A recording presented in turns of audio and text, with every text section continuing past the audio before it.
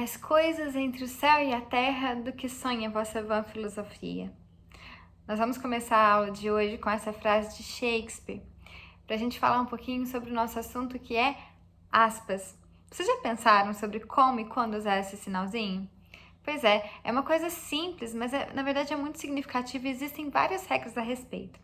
Mas vamos ver primeiro o uso, ok? Em primeiro lugar, a gente vai usar as aspas quando a gente quiser fazer uma citação, tá? É como que eu coloquei para vocês no início aí do nosso vídeo, né? Então, abre aspas, há mais coisas entre o céu e a terra do que sonha a vossa vã filosofia, fecha aspas, William Shakespeare. Ou poderia dizer ainda, como dizia Machado de Assis, tananã, tananã, tananã. Abre, né? Antes do tananã, tananã, abre aspas, terminou tananã, tananã, fecha aspas. Sempre quando a gente quiser, então, citar alguém, nós vamos usar aspas. Dentro dos trabalhos acadêmicos, uma coisa importante sobre isso é a seguinte: se vocês estiverem citando algumas falas, né, de algum artigo, de algum livro, em um artigo científico, vocês vão ter que seguir as regras da ABNT. Quais são essas regras? Bom, se a citação tiver apenas 3 linhas, vocês vão fazer como a gente tinha comentado, né? Como eu comentei, que é colocar a citação entre aspas. Porém, se você tem uma citação de mais de 4 linhas, o ideal, né, é não colocar aspas, vocês vão diminuir a letra e vão ter que dar um espaçamento maior, um recuo, perdão, vão ter que dar um recuo aí específico, acho que é de 4 centímetros, depois eu olho direitinho e passo para vocês as regras da ABNT, tá? Então, atenção, as citações em textos de forma geral, tá? Elas vão vir entre aspas, em artigos científicos, textos científicos, até 3 linhas, continua entre aspas, mais de 3 linhas, nós precisamos do recuo e precisamos diminuir a letra, para a gente seguir as regras da ABNT, que é a agência que vai regulamentar as regras para produção científica. Mas vamos lá.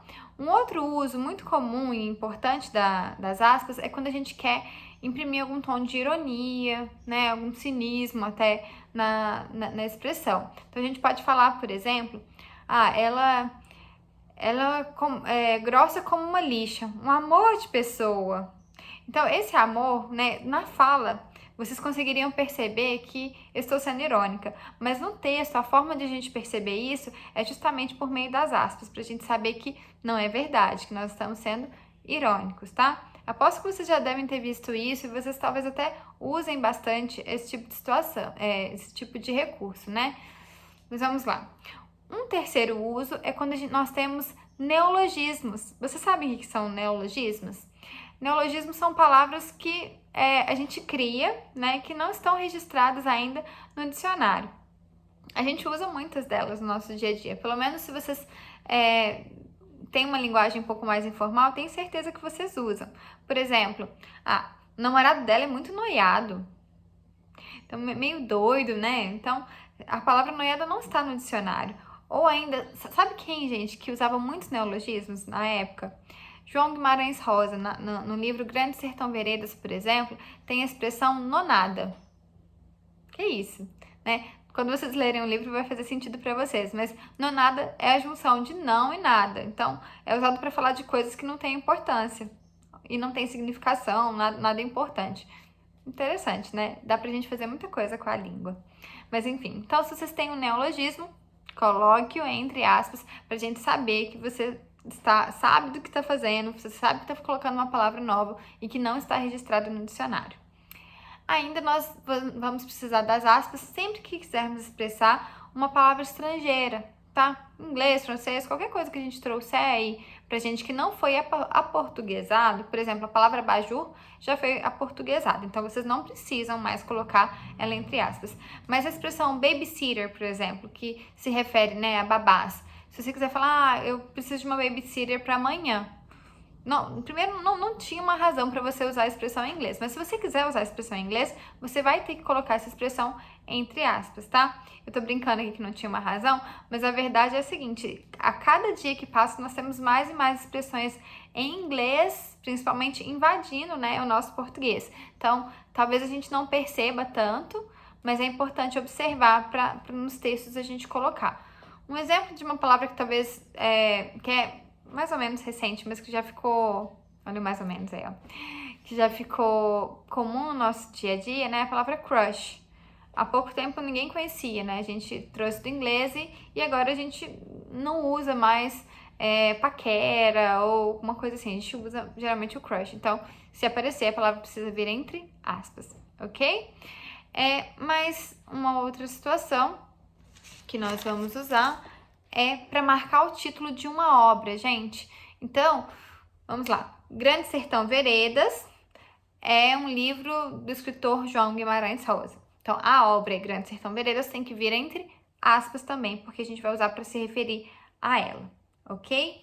Gente, nós temos ainda uma outra questão importante, né? A primeira delas, na verdade são duas questões. Desculpa. A primeira delas é em relação às aspas simples. Não sei se vocês já perceberam, mas existem as aspas duplas e as aspas simples. Vocês vão utilizar, de forma geral, as aspas duplas, né? Que são duas coisinhas assim. Porém, se vocês já têm uma citação, por exemplo, vocês querem fazer alguma coisa dentro da citação, ou se vocês já têm um trecho que já tem aspas duplas, o que vier dentro dessas aspas duplas vai ter que vir em aspas simples, tá? Então, vamos supor que vocês estejam citando João Guimarães Rosa, né? Uma frase que ele usa a palavra noiada. Então, vocês estão citando o trecho, vocês vão colocar o trecho entre aspas e a palavra noiada ali, talvez entre aspas simples, tá? Esse é o tipo de situação.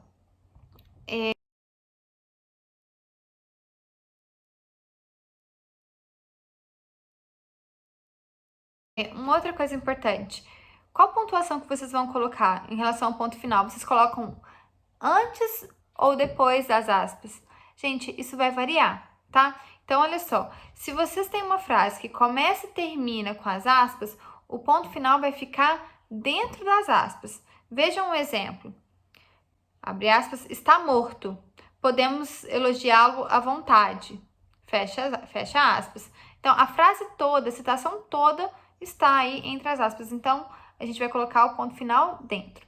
Mas, se nós temos uma citação parcial, né, não é todo o trecho que está sendo citado e todo o trecho que está entre as aspas, então as aspas vão ficar de fora. Vejam um exemplo. Estou de acordo com Machado de Assis, que dizia sabiamente: lágrimas não são argumentos. Nesse caso, o ponto final está de fora das aspas, justamente porque é uma citação parcial. Retomando, então, se eu tenho toda a citação aí dentro das aspas, o ponto final vai ficar dentro das aspas. Se eu tenho uma citação parcial, então o meu ponto final vai ficar fora das aspas. Bom, gente, é isso. Se vocês tiverem alguma dúvida, é só me perguntarem. Um abraço e até o próximo assunto, a próxima aula.